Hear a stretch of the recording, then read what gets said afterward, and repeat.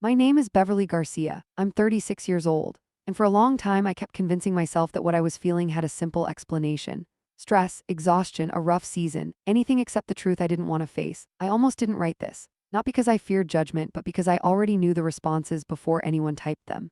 You chose him. Marriage is hard. You should have noticed sooner. Maybe I did notice. Or maybe I looked the other way because admitting the truth meant admitting how isolated I'd become inside a life that was supposed to be shared. I'm not here looking for validation. I'm here because I need to say this out loud. And maybe, just maybe, someone else will read it and realize they're not imagining things either. I was married to Ethan Garcia, 35. We were together for more than 10 years, married for a full decade. We met in college at a cramped house party, the kind where the music rattled the walls and the drinks tasted like water. Somehow he still stood out. He was quick-witted, observant, effortlessly funny without ever tearing anyone down. I fell for him fast. We stayed together through graduation, moved in together, scraped by in our early careers, and eventually got married.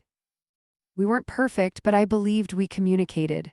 We argued, cooled off, talked things through. We made plans. We built what I thought was a life, or at least that's what I believed at the time. I work as a senior project manager at a construction firm. It's not flashy, but it's demanding and high pressure with real consequences when things go wrong. I manage crews, timelines, and budgets. I'm good at it, and it pays well enough that we never had to live in constant fear of missing a bill. When our second child was born, Ethan stayed home. It was something we decided together. Daycare costs were outrageous, and he said he wanted to be present while the kids were young. I respected that. I trusted him. We have two kids, Dylan, 7, and Ivy, 4. I genuinely thought we were partners. That illusion didn't collapse in one dramatic moment.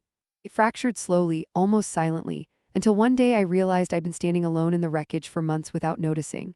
My days began before sunrise. I was always the first one up, getting the kids dressed, packing lunches, making breakfast. I logged into work from my home office with a headset already pressing into my ears. Meetings piled up one after another. Emails, site problems, subcontractor calls. Some days I barely stood up until noon. Ethan slept in. He didn't cook. He didn't clean. Ivy went to preschool 3 days a week, and somehow the house still looked like a tornado had torn through it by mid-morning. And before anyone says it, yes, parenting is exhausting. I know that because I was doing most of it. This wasn't burnout. This was withdrawal. He stopped engaging. He started outsourcing life. One morning, scrolling through his phone as casually as if he were checking the weather, he said, "Oh, by the way, a cleaner's coming on Fridays now." I blinked. "Who, Melissa?" he said like it was obvious. "She'll handle the deep cleaning. It's important for my mental health." We hadn't discussed it. He hadn't asked. When I pointed that out, he let out a long, exaggerated sigh, like I was inconveniencing him. "Beverly, I've been carrying the emotional labor for this family for years," he said. Years, that phrase started coming up constantly. So did healing. So did prioritizing myself. Anytime I questioned spending, effort, or decisions, I was suddenly unsupportive, dismissive, part of the problem. I wasn't angry that he wanted help. I was angry that he wanted control without contribution. The cleaner would come, and Ethan wouldn't lift a finger. He'd sit on the couch scrolling while someone cleaned around him. When Ivy started preschool full-time, Ethan used that time to recharge. Podcasts about masculine alignment, finding his higher purpose, becoming his authentic self. Meanwhile, I was juggling a career, a household, and 2 kids while being told I was holding him back. I cooked most of the meals, I folded laundry, I handled bath time. I did yard work, took out the trash, fixed things when they broke. I did it quietly without keeping score until I realized I was the only one still playing. Then the comments started, small, sharp remarks. I wish I'd waited for someone who appreciated my ambition. I never imagined being stuck in this kind of life so young. He said them like jokes, but his tone said otherwise, like I was a weight dragging him down. I ignored it, told myself he was just going through something, that we'd talk it out. Then one afternoon, during back-to-back work calls, I asked him calmly if he could load the dishwasher. He didn't even look up. "I'm not your mom," he said, smug like he'd scored a point. I froze. I wasn't asking him to raise me. I wasn't asking for supervision. I was asking him to participate in the home he lived in. Suddenly, any expectation from me was framed as entitlement, as dependence. "I'm not your mom" became his shield. He said it again days later and then again, and that's when it hit me. This wasn't about chores. It wasn't about being tired. It was about respect. And I didn't have it anymore. That night, lying awake while he slept beside me, I felt something tighten in my chest. I wasn't married. I was financing someone else's exit plan. And I was the only one pretending everything was fine. Something had to change, and once I saw it, I couldn't unsee it. I didn't wake up one day and decide to punish Ethan. That's the part people misunderstand when they hear what happened next. I didn't slam doors or threaten divorce.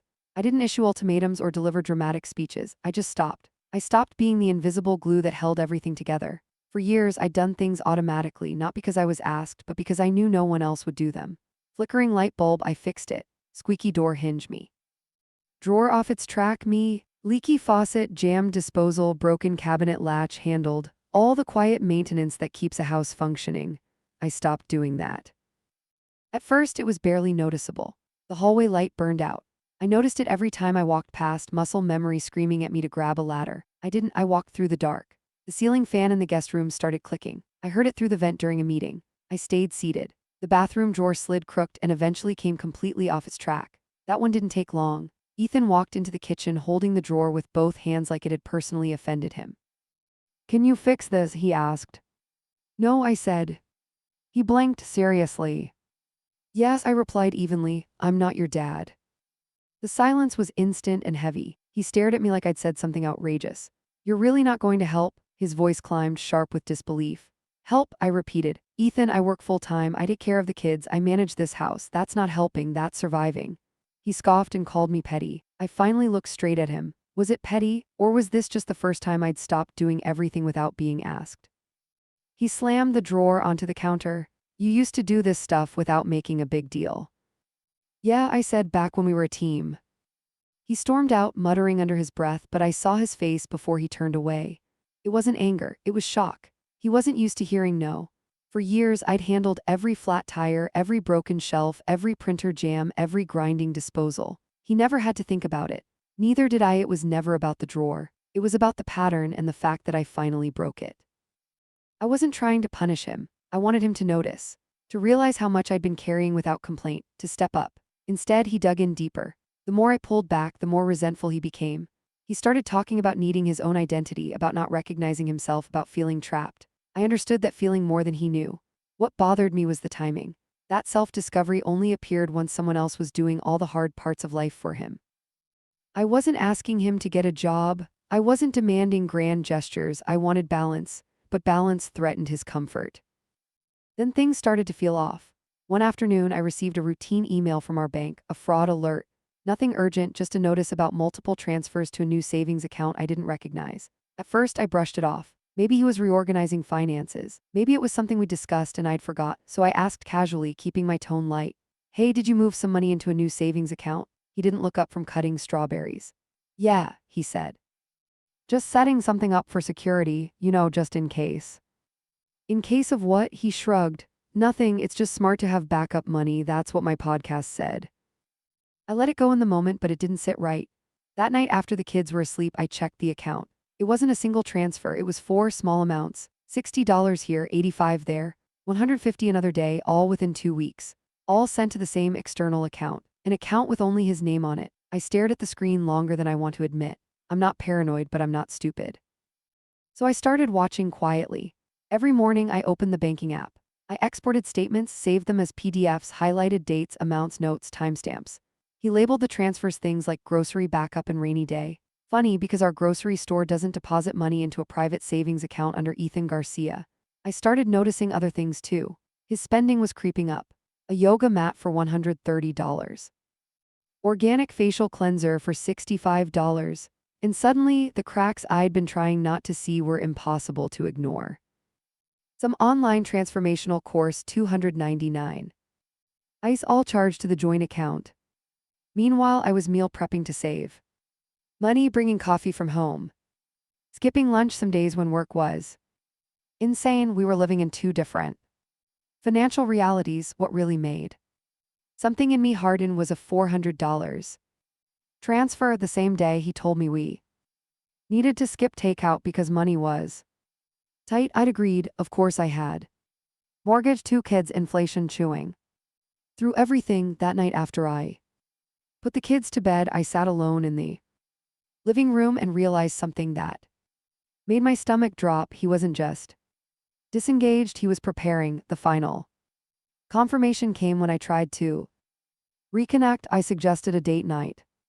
Offered to handle the babysitter, pick a place, make it easy. He looked at me and Said why so we can pretend we're not. Just roommates for a night, that wasn't. Bitterness, that was detachment like. He'd already left from that moment on. I documented everything, screenshots. Bank alerts, receipts, emails I took. Photos of the house on days I was working 12-hour shifts, dishes piled up. Toys everywhere, laundry untouched, not to be petty but because I could already hear the narrative forming in his head. Beverly doesn't help, Beverly works too much, Beverly isn't present, I kept logs, school pickups, doctor appointments, texts with teachers, preschool emails with my name on them. If this turned into a custody fight, I wasn't walking in blind. Every day felt like walking through a house full of tripwires. One minute he was fake sweet, asking what I wanted for dinner like he planned to cook, the next muttering, I can't wait to be appreciated one day, like he was rehearsing a breakup speech. Then one afternoon, I heard him on the phone. I wasn't eavesdropping, I was grabbing a sweater from the hallway closet. The bedroom door was cracked. I can't keep doing this, he said. Annoyed, it's like I'm stuck in this domestic dead end while she plays the martyr. I froze, I haven't told her. Yet he continued, I'm waiting until everything's lined up, I'm not stupid. He laughed, he wasn't talking to a lawyer, he was talking to a friend. I backed away slowly and closed the closet door. He had no idea I'd heard a word. But I did, and in that moment something inside me went quiet. If he was planning to leave, he wasn't taking my kids, my savings, or my stability with him. I wasn't going to beg, I was going to move. First, after that phone call, I stopped hoping for clarity because clarity had already been handed to me. I just hadn't wanted to accept it. Ethan wasn't confused, he wasn't overwhelmed, he wasn't finding himself, he was planning.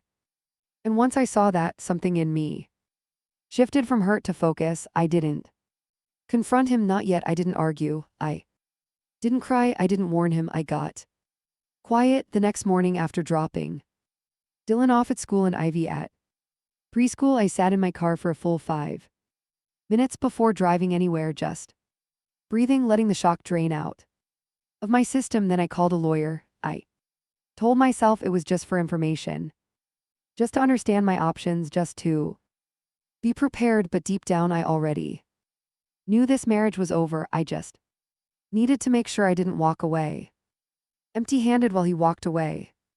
Rehearsed, the lawyer was older, calm. No nonsense, the kind of man who didn't waste words or sugarcoat reality. After listening to everything, the money transfers, the withdrawal, the phone call, he said something that stuck with me. If you think your spouse is planning an exit, he said, you should act like they already have. That sentence landed hard because he was right. Ethan had already left emotionally. He was just waiting for the moment that benefited him most. So I started moving pieces. Quietly, I opened a new checking account in my name, only redirected part of my paycheck there, not all of it, just enough to create a safety net without raising alarms. I didn't drain the joint account. I wasn't trying to start a war.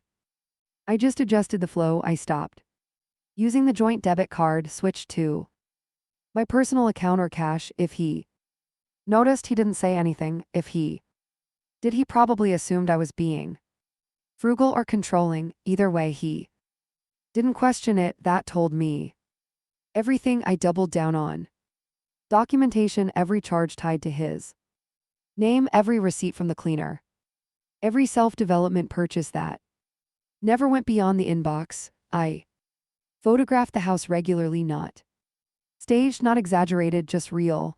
I kept logs, who picked up the kids, who handled appointments, who communicated with teachers. I saved emails, screenshots, calendar invites. I wasn't doing this out of spite. I was doing it because I knew how this would go. I'd already heard the story he was going to tell, that I worked too much, that I wasn't emotionally available, that he carried the invisible burden.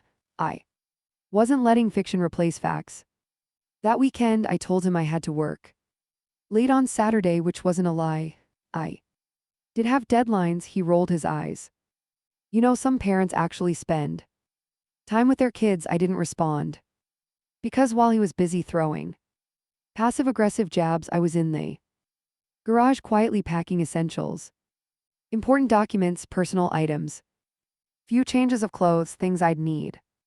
If I had to leave quickly, I didn't load boxes, I didn't make it obvious. I slipped things into my trunk a little at a time. Every day felt like walking through a minefield. One moment he was oddly pleasant, asking if I wanted anything from the store, complimenting dinner I'd cooked, the next muttering under his breath about being trapped. It was like he was practicing for an audience. Then it happened, a Wednesday night, quiet, ordinary. I was working on my laptop in the living room when he walked in and sat on the edge of the couch like he'd rehearsed it in the mirror. We need to talk, he said. I muted my screen and turned to him. I've been thinking, he began, and I don't think this is working anymore. I didn't interrupt. He spoke calmly, detached, like he was announcing a schedule change. I'm not blaming you, he added, which would have been funny if it weren't so predictable, but I've grown. I need more than this marriage. I feel like I've been carrying a version of myself that doesn't fit anymore. I waited for the anger, the grief, the instinct to argue. It didn't come. Instead, I felt relief. Okay, I said. He blinked. That's it, if that's what you want, I replied evenly. I'm not going to fight you. The silence that followed was thick. He stared at me like I'd failed some test, like I was supposed to cry, beg, plead, promise change, but I'd already grieved this marriage weeks ago.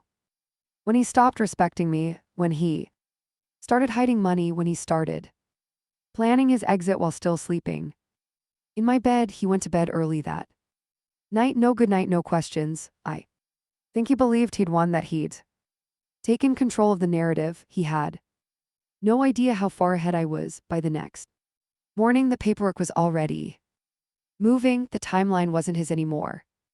It was mine. The next morning felt surreal. No shouting, no slammed doors, no dramatic fallout. Ethan was still in his pajamas, sipping coffee like it was just another weekday. Dylan was already at school. Ivy was at preschool.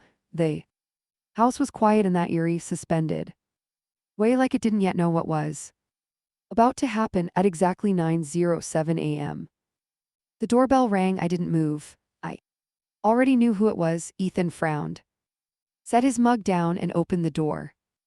Ethan Garcia, the man asked. Yes. You've been served. The folder changed hands. The man turned and walked away, like he'd just dropped off groceries. Ethan stood there, frozen, papers dangling from his fingers. What is this? He demanded, walking back into the living room. I took a slow sip of my coffee. Divorce papers, custody filings, financial disclosures, asset freeze. His face went through three emotions in under 10 seconds. Confusion, anger, disbelief. You're divorcing me, he snapped. You said this wasn't working. I thought we were taking space. We are, I said calmly, just legally. You had this ready. His voice cracked, not with sadness but shock. You planned this. I planned for reality, I replied. You were planning an exit. I just finished the paperwork. He started pacing. This is unbelievable. You're punishing me for wanting space. I'm protecting myself, I said. You want space, take it, but you're not taking the kids, the money, or control of the story. He flipped through the pages and stopped at the asset freeze. His jaw tightened. You pulled money 2 weeks ago, he said. You changed the locks. Yes, I answered. The keys you have won't work anymore, and I signed a lease. I'm moving out today. That finally landed. What about the kids? He shot back like it was a trap. Filed for joint legal and primary physical custody, I said. They'll stay with me during the week. You'll have weekends on rotation, assuming you want them. Your lawyer can discuss details with mine. He sank onto the couch. Papers spread across his lap like they were written in another language. I looked around the house, the one I'd been holding together, while he withdrew. Piece by piece, I'll pick up the kids on Monday I said they already have room. Set up, that's when his eyes snapped up. You already have a place, yes, you. Planned all of this, no, I corrected. Him, you did, I just stopped pretending.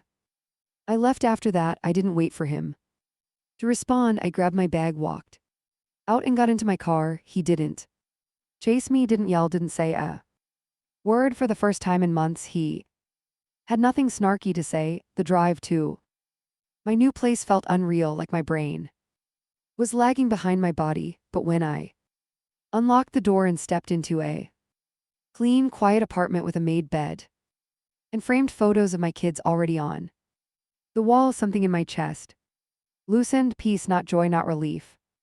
Peace. The legal process moved fast. After that, Ethan tried to flip the story. His sister texted me a long paragraph about how I'd blindsided him, how he was trying to work things out, and I'd abandoned the marriage. I waited.